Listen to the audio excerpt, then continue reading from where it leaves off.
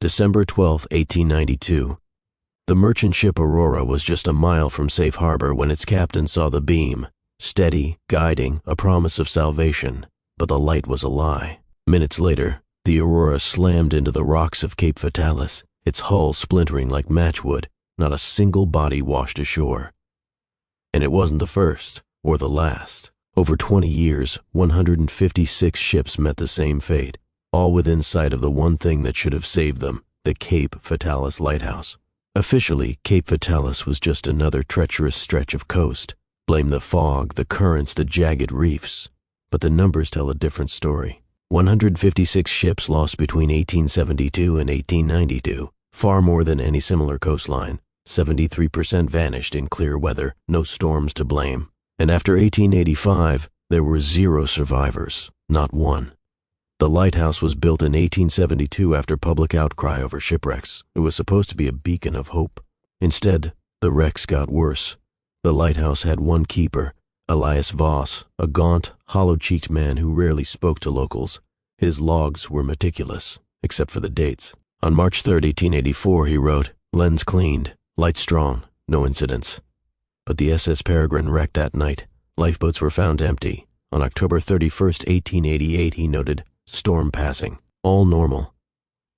The fishing vessel Mary Beth disappeared that same evening. Later, its anchor washed up, still tied to the deck. Voss never reported a single wreck, not one.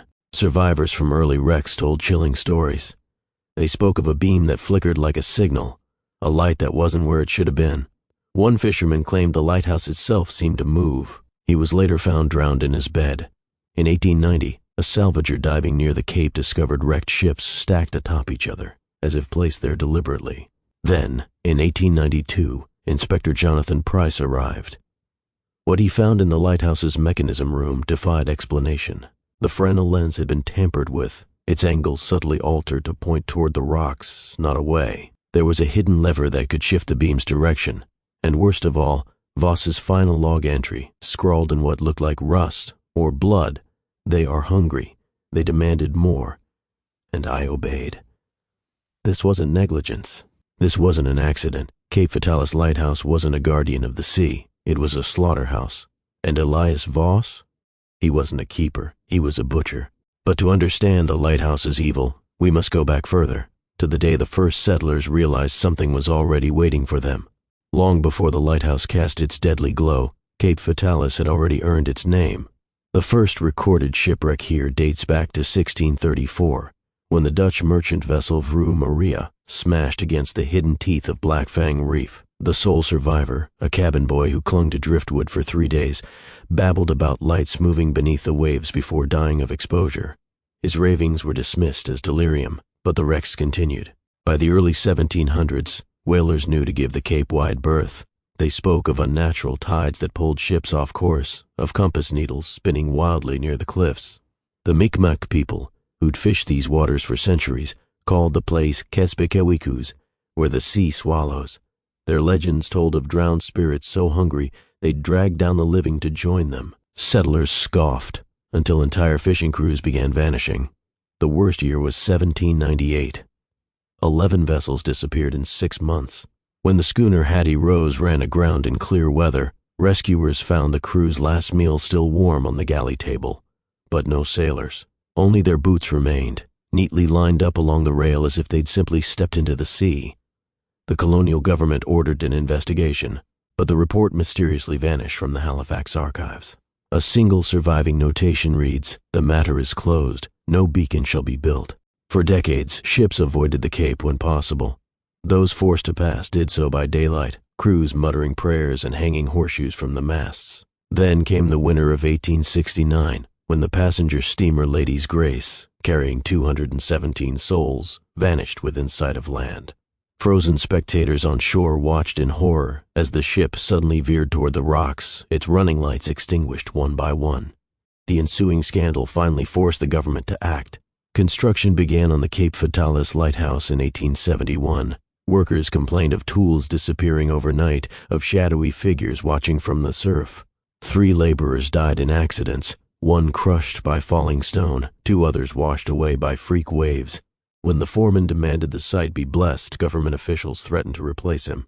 The light was lit for the first time on November 3, 1872. That same night, the fishing ketch Providence wrecked just 300 yards from the tower. Its splintered bowsprit later washed ashore, wrapped in kelp that smelled strangely of rotting meat. No one wanted to admit the truth. Something had been waiting for that lighthouse, and now it had exactly what it wanted. Elias Voss arrived at Cape Fatalis on a windless October morning in 1875, his few possessions carried in a single leather trunk. The previous keeper had resigned abruptly after just 3 months, leaving behind only a hastily scribbled note that read, "The light has its own mind." Government inspectors dismissed it as the ramblings of an unstable man. They needed someone dependable, someone who wouldn't ask questions. In Voss, they found exactly what they were looking for. Tall and gaunt, with eyes that never quite seemed to focus on the person speaking to him, Voss had served as an assistant keeper at 3 remote lighthouses along the Nova Scotia coast. His records were impeccable, his reputation that of a quiet, efficient man who preferred solitude. What the hiring committee didn't know, what no one knew, was that each of Voss's previous postings had coincided with strange occurrences. At Seal Island Light, 2 fishermen disappeared the month after his arrival, their boat found drifting with supper still cooking in the galley. At Cape Sable, the number of shipwrecks doubled during his tenure, though officials blamed worsening weather patterns. From his first day at Cape Fatalis, Voss exhibited peculiar habits. He refused to allow anyone else inside the lantern room, not even maintenance crews. Local fishermen reported seeing him at all hours staring fixedly at the horizon, even during storms when no sane man would venture outside. Most disturbing were the lights, not from the tower, but from the keeper's cottage after dark. Neighbors swore they saw multiple candle flames moving behind the windows, though Voss lived alone. When questioned, he claimed it was merely reflections from his oil lamps. The supply boat captain who delivered provisions every fortnight was the first to notice the changes in Voss. His once neatly trimmed beard grew wild, his fingernails yellowed and curved like talons. The cottage, previously spotless, developed a persistent odor of dampness and salt-cured meat. Most telling were the logbook entries that began appearing in late 1876, pages filled not with weather observations, but with strange tidal calculations and sketches of what looked like human figures with elongated limbs. By 1878, children in the nearby village made games of daring each other to approach the lighthouse after dark. Those who did returned pale and trembling, speaking of a wrongness in the air and a sound like whispering from beneath the rocks. Their parents dismissed it as imagination, until the night little Tommy Halsey vanished during one such dare. Search parties found only his cap, wedged between 2 boulders at the tide line, soaked through with seawater though there'd been no storm. Voss's transformation accelerated after this incident. Fishermen giving the Cape wide berth reported seeing him standing motionless on the cliffs for hours, arms slightly raised as if conducting an unseen orchestra. The light itself began behaving erratically. On clear nights it would suddenly dim or change color, casting an eerie greenish glow across the waves. Ship's captains complained to authorities, but inspectors sent to investigate always found the mechanism in perfect order. The final disturbing detail came from lighthouse tender James Wenton, who delivered oil supplies in the spring of 1880. As he carried cans up the spiral staircase, he heard Voss speaking in the lantern room, not to himself, but clearly responding to someone. When Wenton entered, he found the keeper alone, polishing the lens with what looked like strips of oiled leather. Later, examining his own hands after handling the railing, Wenton realized with horror that the leather had left behind a faint pinkish residue that smelled of copper. By the time Inspector Price would arrive 12 years later, the cottage stood empty of personal effects, its walls stained with strange watermarks that rose and fell with the tides. The only trace of Voss's decades-long vigil was the lighthouse logbook. Its final entry dated the night of his disappearance, containing just 5 words: "They are coming ashore tonight." The SS Peregrine should never have been anywhere near Cape Fatalis. A modern steel-hulled steamer launched just 2 years earlier in Glasgow. She carried the latest navigational equipment and an experienced crew. When she left Halifax on March 3, 1884, bound for Boston with a cargo of lumber and salted cod, her captain, Edward Lowry, had plotted a course that kept them 20 miles clear of the notorious Cape. Yet at 11:37 p.m., while most passengers slept, the Peregrine ran aground directly beneath the lighthouse with such force that her hull split like kindling. What happened in those final minutes remains one of maritime history's most chilling mysteries. First mate James Calloway, one of only 3 survivors, would later testify that the lighthouse beam appeared exactly where it should have been, until the moment it didn't. "We were passing what we thought was a safe distance," Calloway recounted during the official inquiry, his hands trembling around a whiskey glass. "Then the light, it jumped, not drifted, not faded. One second it was where we expected, the next it shone directly over Blackfang Reef. The Peregrine's helmsman reacted instantly, wrenching the wheel hard to starboard. But the ship refused to answer, like something had hold of her below," Calloway said. Passengers reported feeling the vessel shudder as if caught in an invisible current. Then came the impact, not the grinding crunch of rock against steel, but a sickening wet collision that survivor Abigail Marsh described as like hitting a carcass. Rescue parties arriving at dawn found a scene that defied explanation. The Peregrine sat nearly upright on the reef, her stern completely submerged while her bow pointed skyward at a 45-degree angle. No bodies floated in the surrounding waters. The lifeboats remained secured in their davits, untouched. Most disturbing was the cargo hold. Its carefully stacked timber now formed into what looked like a crude staircase leading down into the flooded darkness.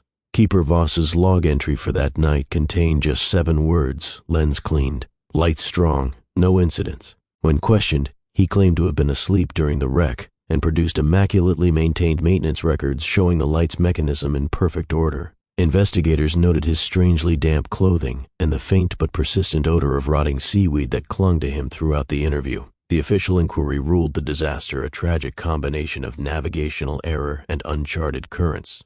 But sailors knew better. Within weeks, rumors spread through every Atlantic port about the Peregrine's final radio transmission, allegedly intercepted by a nearby fishing vessel. According to the fisherman who refused to give his name to authorities, the Peregrine's radio operator had screamed 2 words before static swallowed the signal: "They're climbing." By year's end, 7 more ships would meet similar fates, always on clear nights, always when Voss was on duty, and always leaving behind the same eerie clues: empty lifeboats, missing crews, and that inexplicable smell of spoiled meat lingering over the wreck sites. The pattern had been established. Cape Fatalis wasn't just dangerous anymore. It was hunting. Blackwater Cove should have been a ghost town. Nestled in the shadow of Cape Fatalis, the tiny fishing village had weathered more than its share of misfortune. Storms that flattened docks, plagues that wiped out entire generations of fishermen, and winters so harsh they drove men to madness. But after the lighthouse was built, something changed. By 1885, while ships continued to vanish at an alarming rate, Blackwater Cove was thriving like never before. The wreck of the Peregrine brought the first wave of prosperity. Within days of the disaster, townsfolk hauled ashore crates of untouched cargo: fine Scottish wool, cases of French wine, even a shipment of German clockwork toys meant for Boston's wealthy children. By month's end, Blackwater's general store overflowed with goods no fishing village could normally afford. When government agents came to investigate, Mayor Josiah Hargrove calmly produced salvage permits signed by Elias Voss himself. All legal and proper, he assured them, though the permits bore dates preceding the wreck. By 1887, the town had developed a system. Whenever a ship ran aground, Blackwater's men would row out under cover of darkness, their boats silent as they picked through the wreckage. They always waited exactly 3 days, long enough for any survivors to die of exposure, but not so long that the sea could claim the cargo. The Halifax Herald ran a glowing profile titled "Blackwater's Resourceful Fishermen," praising their enterprising spirit in the face of hardship. No one questioned why these humble fishermen suddenly owned gold pocket watches or why their wives wore silk dresses in a town where homes still lacked running water. The children knew, though. Young Billy Hargrove would later testify that he saw his father and uncles loading something else from the wrecks, heavy, wrapped bundles that didn't go to the salvage warehouses. "Pa said they were damaged goods," Billy whispered to his sister, "but they moved when he carried them." The bundles always went to the old ice house near the lighthouse dock, where Elias Voss kept a private storage room. By dawn, they'd be gone. When Inspector Price finally came asking questions in 1891, he found a town paralyzed by fear and greed. The tavern keeper served him whiskey in a glass salvaged from the Lady's Grace, the same ship whose passengers had vanished without a trace. The local minister's wife wore a brooch identified as belonging to the Peregrine's captain. Most damning was the ledger Price discovered in the mayor's office, its pages filled with meticulous records of every wreck and exactly how much each family had earned from the spoils. But the final proof came from an unexpected source, Voss's own niece, Margaret, who arrived in 1892 searching for her missing uncle. She found his cottage filled with strange artifacts, nautical charts marked with dates of future wrecks, jars of preserved sea, creatures that didn't match any known species, and a locked trunk containing the personal effects of dozens of sailors. When she confronted the townsfolk, they threatened her into silence. That night, someone set fire to Voss's cottage. By morning, all that remained was the lighthouse keeper's logbook, left conspicuously unharmed on the doorstep, its latest entry reading, "The town has kept its bargain. The sea will keep ours." Blackwater Cove still stands today, though its people don't speak of those years. If you visit, you'll notice two things: the unusually grand Victorian houses built in the 1880s, and the way the fishermen still refuse to go out when the lighthouse's beam shines a little too green. Jonathan Price didn't believe in curses. As a senior inspector for the Canadian Department of Marine and Fisheries, he'd investigated dozens of wrecks along the Atlantic coast, each one explainable by human error, mechanical failure, or the sea's unpredictable wrath. But when the file on Cape Fatalis crossed his desk in the winter of 1891, even his pragmatic mind couldn't ignore the numbers. 23 ships lost in the past 18 months alone, all within sight of the lighthouse, all with the same eerie absence of bodies. Price arrived in Blackwater Cove on the kind of bitter March morning that turns breath to ice. He carried no crucifix, no revolver, just a government-issued notebook and the unshakable certainty that every mystery has a rational solution. The townsfolk greeted him with the hollow courtesy of men hiding something. Mayor Hargrove offered him lodging above the general store, where Price immediately noticed the shelves stocked with goods far too fine for a remote fishing. Village, Belgian chocolates, Italian leather gloves, a music box that played a tune later identified as the favorite of a missing Boston socialite. His first visit to the lighthouse revealed more than expected. Voss greeted him with the distracted air of a scholar interrupted mid-calculation, his fingers stained with something dark that smelled of iodine and salt. The lantern room gleamed spotless, the massive Fresnel lens throwing prismatic patterns across the walls. But when Price examined the mechanism closely, he found minute scratches around the adjustment bolts, the kind made by repeated deliberate tampering. Voss claimed they were from routine maintenance, yet his hands trembled when Price asked to see the maintenance logs. That night, Price made a discovery that shattered his skepticism. Reviewing the lighthouse's visitor registry, he noticed an unsettling pattern. Every major wreck occurred exactly 3 days after a visit. From one of three men, Mayor Hargrove, fisherman Elihu Graves, or Dr. Samuel Hartnell, the town's only physician. Digging deeper into Hartnell's background revealed he'd been dismissed from a Montreal hospital for unethical experiments involving marine biology. Graves, meanwhile, had been first to loot every wreck, his boat always mysteriously positioned nearby when disaster struck. The breaking point came when Price examined the most recent wreck, the schooner Morning Star. In Voss's log, the entry read, "Light functioning normally, no vessels sighted." But Price found a scrap of the Morning Star's manifest wedged in the lighthouse stairwell.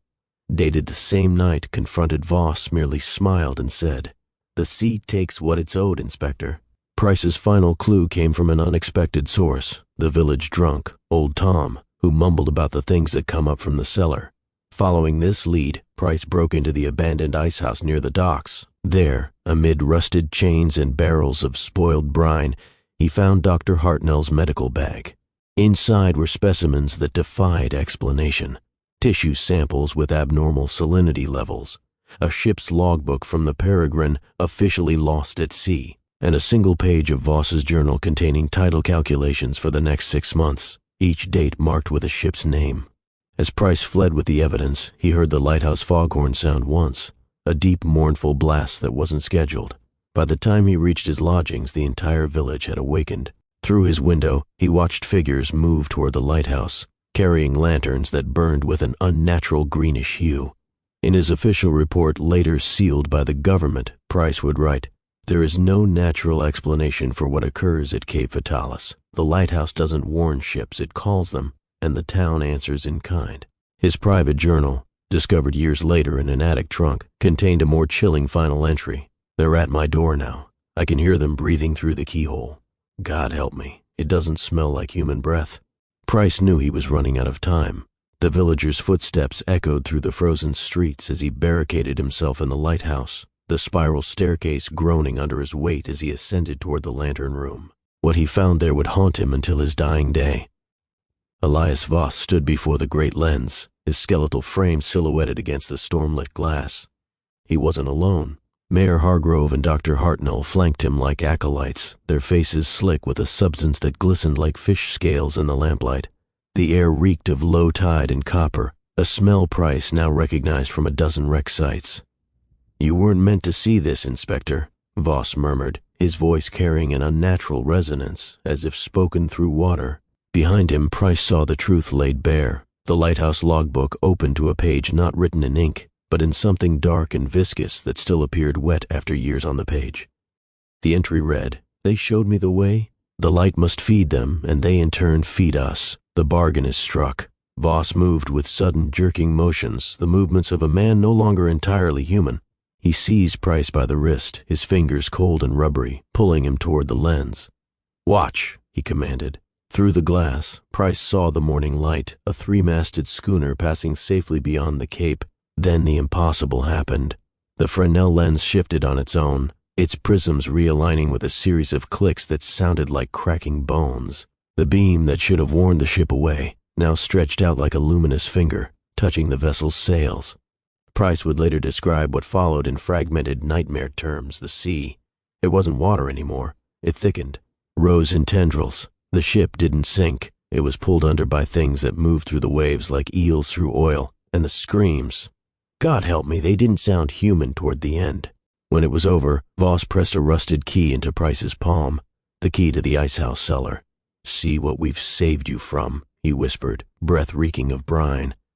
The cellar contained the answer to every missing crew. Row upon row of glass preservation jars lined the walls, each filled with amber liquid and parts, not corpses, transformations. A hand fused with fin, a face half melted into something amphibious, a pair of lungs that had developed gill-like slits.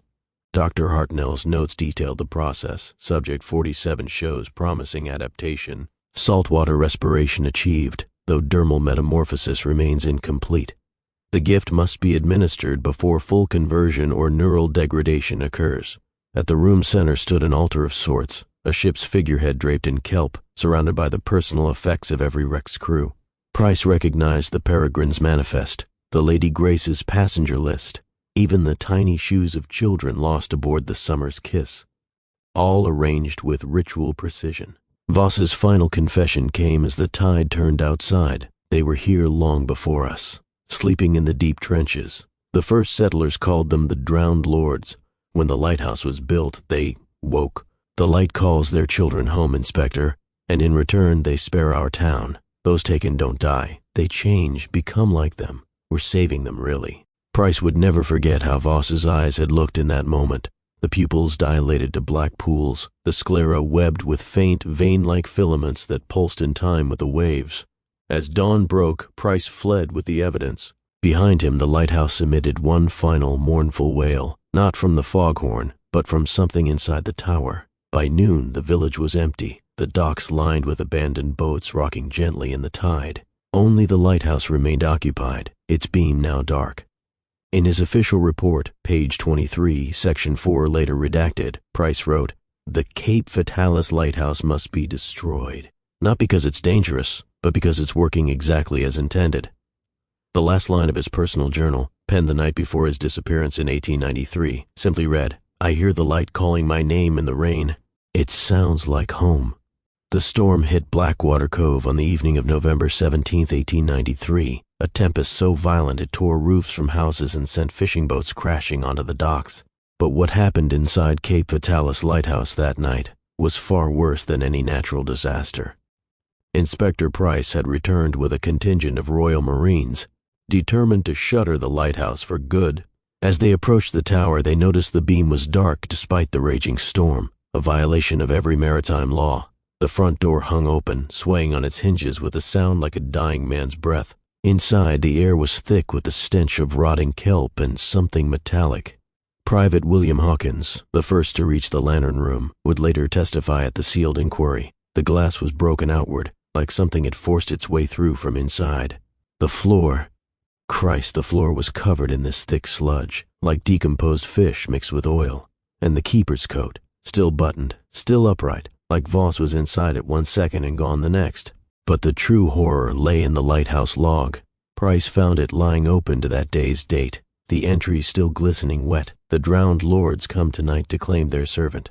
I go willingly into the deep, where the light still burns eternal. They have promised I will see my Margaret again. Margaret, Voss's long-dead wife, lost at sea in 1868 when her passenger ship vanished near Cape Fatalis. Price suddenly understood the keeper's terrible motivation. This had never been about saving the town. It had been about bringing her back. As if summoned by this realization, the foghorn sounded, though no living hand had touched its mechanism. Not the normal deep blast, but a shuddering, wet noise that shook the tower's foundations. Then came the scraping from below. Marine Corporal James Meow Shudao. Something was climbing the spiral stairs. Not walking, climbing with this awful wet dragging sound. We saw the railing shake under its weight, but there was nothing there except where the steps grew damp in patches like invisible feet were leaving wet footprints. Price ordered the men to barricade the lantern room. As they piled furniture against the door, the temperature plummeted. Frost spiderwebbed across the lens glass. The Marine's breath came in white puffs as Private Hawkins loaded his rifle with shaking hands. Then, silence. For 10 heartbeats, nothing moved. Then the foghorn sounded again, this time from directly outside the broken lantern panes. Price would later write, "The storm parted like theater curtains." In that moment, we saw them, shapes moving through the waves, impossibly tall, their outlines blurred by the rain. And at the base of the lighthouse, standing ankle-deep in the surf, was Voss, or what had been Voss. His skin gleamed like wet driftwood, his mouth moving in words that reached us as whispers on the wind. "She's waiting." The lantern exploded inward. Shards of glass became deadly projectiles. The Marines opened fire at nothing, their bullets embedding in the stone walls. In the chaos, Price saw the sludge on the floor begin to move, coalescing into humanoid shapes that reached for the screaming men. When dawn broke, only Price remained, slumped against the lens housing, his clothes soaked with seawater that hadn't been there the night before. The Marines were gone, only their rifles remained, each barrel warped as if exposed to tremendous pressure. Of Voss, there was no trace, save for his keeper's log, now lying open to a fresh page that hadn't existed before. The ink still gleamed wetly, the light must keep burning. When the new keeper comes, show him the way to the cellar. The drowned lords are always hungry.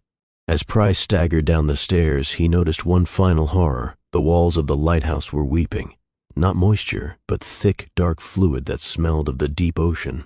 And if he pressed his ear to the stone, he could hear something singing.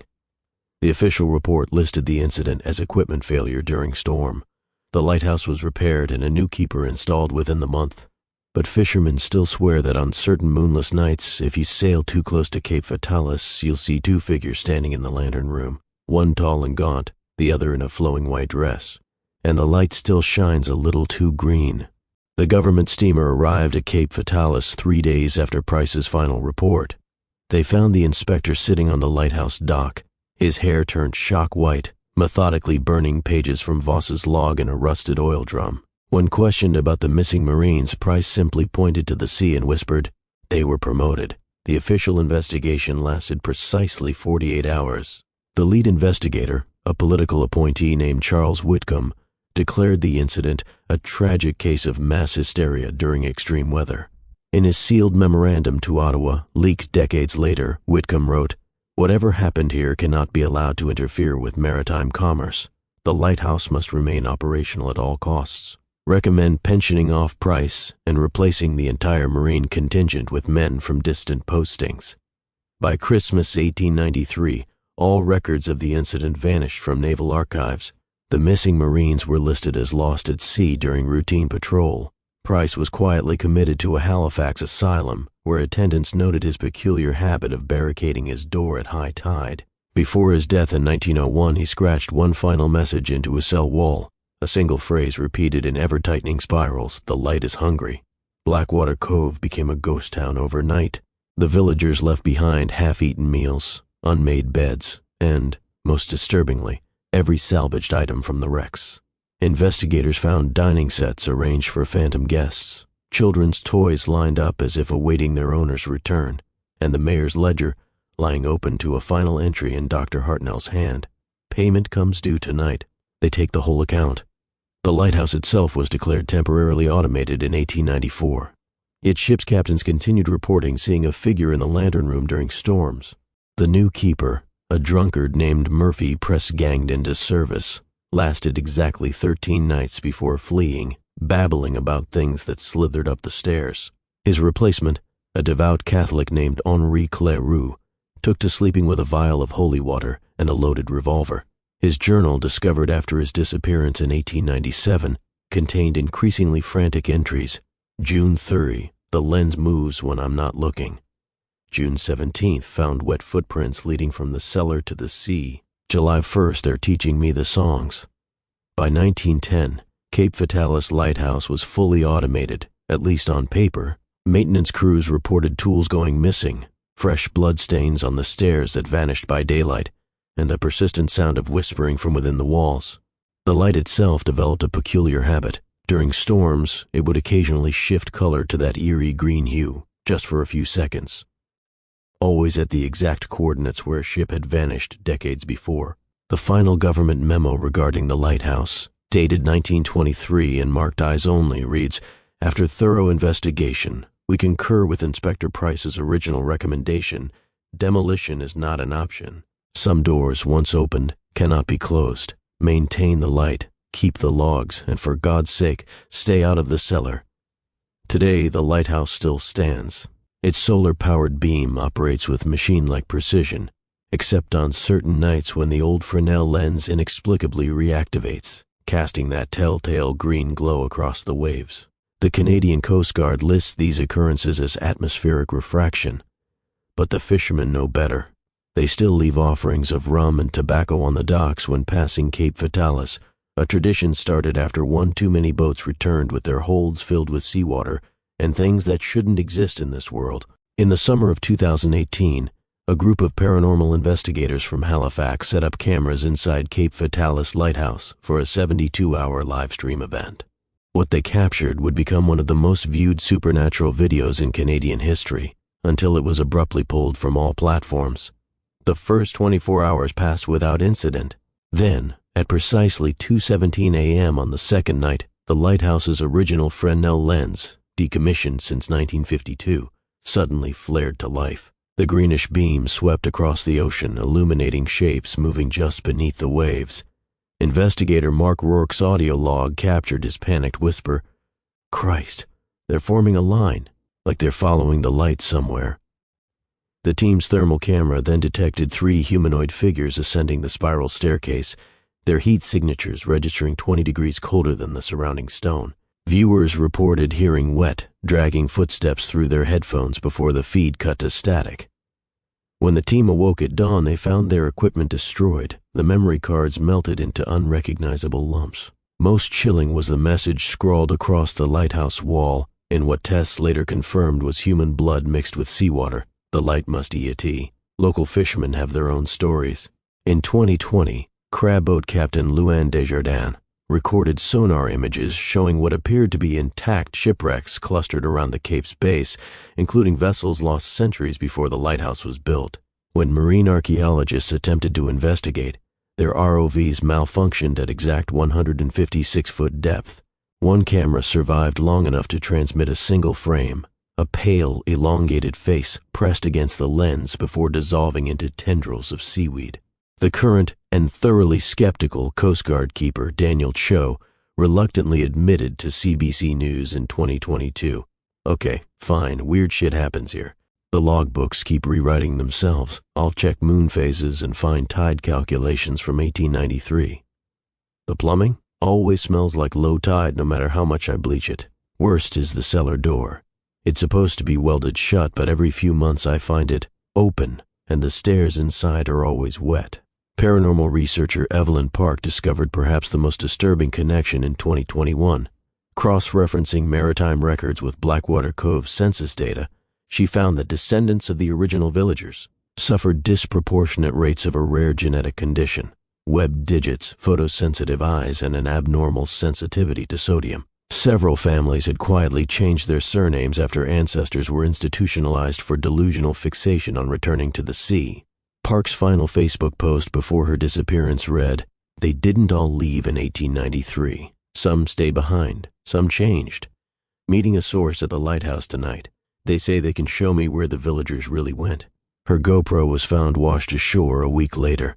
The last 5 minutes of footage show Evelyn descending into the lighthouse cellar, a space officially documented as filled with concrete in 1927. The video shows instead an endless cavern hung with glass jars, each containing specimens at various stages of transformation. The final frame captures something moving in the darkness behind her before the screen goes black. Audio analysis revealed faint whispering in an unknown language, and a voice identified as Elias Voss saying, "You're just in time for the feeding." Today, the Canadian government maintains an unusual protocol regarding Cape Fatalis. Every December 12th, the anniversary of the Aurora wreck, a Coast Guard vessel deposits 12 barrels of raw meat at precise coordinates near the Cape. No official explanation exists for this ecological preservation measure, though maritime historians note the practice began in 1894. As for the lighthouse itself, its automated systems now include a failsafe. If the light turns green for more than 30 seconds, a satellite signal triggers immediate shutdown. This system has activated 17 times since installation. On 17 occasions, investigators found the cellar door open, the stairs slick with brine, and, according to one leaked report, evidence of recent occupancy in the lantern room. The most recent incident occurred last month. The cleanup crew discovered 2 additions to Voss's original logbook. One in flowing 19th century script reading "The New Hunger Comes," and below it, in shaky modern handwriting, "We are learning the songs." The page smelled distinctly of seawater. The official record claims Elias Voss acted as the sole lighthouse keeper at Cape Fatalis from 1875 to 1893. But scattered evidence suggests a far more disturbing truth, that Voss may have been part of something older, something that predated the lighthouse itself. In 2004, marine archaeologists examining the ruins of Blackwater Cove made a chilling discovery beneath the old church foundation. A stone slab dating to 1742 bore carved text in a mixture of French and what linguists identified as a corrupted form of Mi'kmaq. "We bind them here with light and blood. Let no man wake what sleeps below." Beneath this warning, researchers found a tunnel system leading to the cliffs, its walls covered in carvings of elongated figures with too many joints, their mouths open in silent screams. Most troubling was the architectural detail. The tunnels aligned perfectly with the lighthouse's cellar. Had the builders of 1872 known, or had something guided their blueprints? The logbooks of the HMS Sparrow, wrecked near Cape Fatalis in 1798, resurfaced at a London auction in 2015. Captain James Winton's final entry describes encountering a congregation of sorts upon the cliffs, men in oilskins standing motionless in a half-circle, facing the sea. At their center, a tall figure in what appeared to be a clergyman's robes made gestures like blessing the waves. Then the water. It began to move against the wind. We fired warning shots. The figures did not turn. The robed one raised his arms, and our compasses went mad. Modern analysis suggests these oil-skinned men wore the exact same rubberized coats issued to lighthouse keepers decades later. Even more unsettling, a 2018 facial reconstruction of Voss, based on his only known photograph, bears striking resemblance to parish records of a Father Michel Denis, a French missionary who vanished near the Cape in 1756. Could there have been a lineage of keepers stretching back centuries before the lighthouse was built? Perhaps the most damning evidence comes from the lighthouse mechanism itself. When engineers dismantled the original Fresnel lens in 1952, they discovered markings hidden within its brass housing, not manufacturer stamps, but what appeared to be ritual symbols. Dr. Eleanor Petrovsky, an expert in occult iconography, identified them as in a variant of pre-Christian Baltic sea worship symbols, typically used in calling rites. The repeating triangular pattern represents the hungry light. Most concerning is the central sigil. This exact configuration appears in 16th century accounts of a Latvian lighthouse where an entire village walked into the sea. The logs of subsequent keepers, those who lasted more than a few months, contain eerie parallels.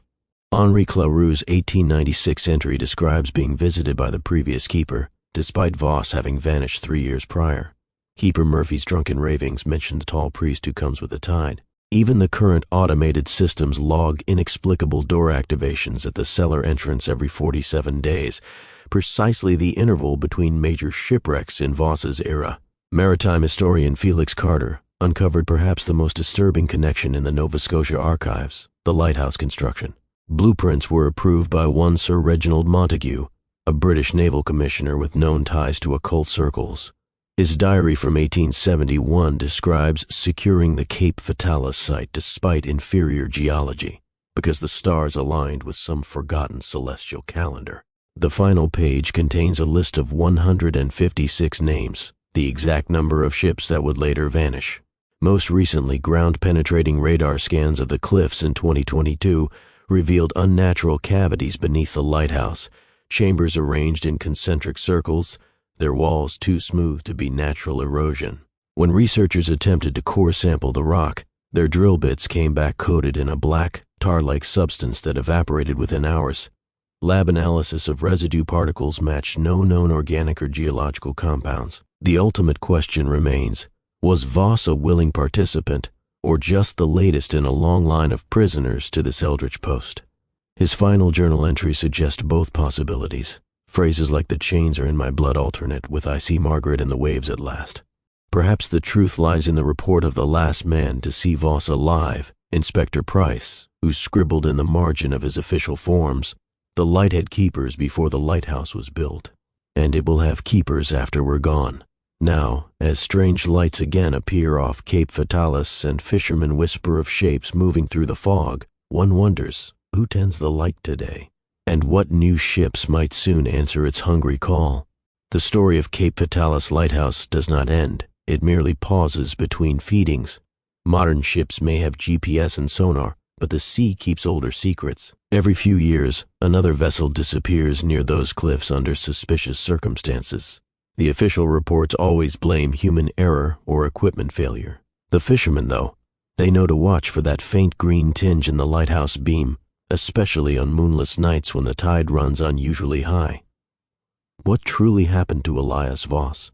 The evidence suggests he got exactly what he wanted: reunion with his lost Margaret, but at a price neither understood until it was too late. As for the villagers of Blackwater Cove, their descendants still bear the marks of whatever bargain their ancestors made. Doctors in coastal towns report patients with abnormally high saline levels in their blood, recurring dreams of drowning, and an instinctive fear of lighthouses. Perhaps the most chilling lesson lies in the pattern that continues to this day. 2004. The cargo ship Atlantic Dawn loses power near Cape Fatalis. Crew reports figures moving through the fog. Before regaining control, 2016, a NOAA research buoy records unexplained chanting at 156-foot depth, 2023. Hikers photograph strange lights moving beneath the cliffs at low tide. The Canadian Coast Guard maintains their official stance: there is nothing supernatural about Cape Fatalis. Yet their own internal memos, leaked last year, reveal an ongoing Protocol 17% requiring immediate destruction of any recording device left unattended at the lighthouse for more than 6 hours. As the sea levels rise and old coastal graves erode into the tides, one wonders what other hungers we've awakened. The lighthouse still stands, the light still burns, and on certain nights, if you listen closely to the static between marine radio channels, you can just make out the faint echo of a foghorn that shouldn't be sounding, followed by whispers in a language that was never human.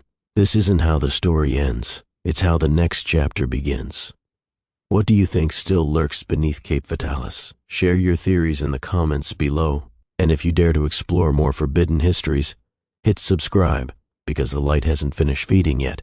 The Canadian Coast Guard received the final transmission from fishing trawler Margaret's Promise on October 12, 2023. Exactly 130 years after Elias Voss's disappearance.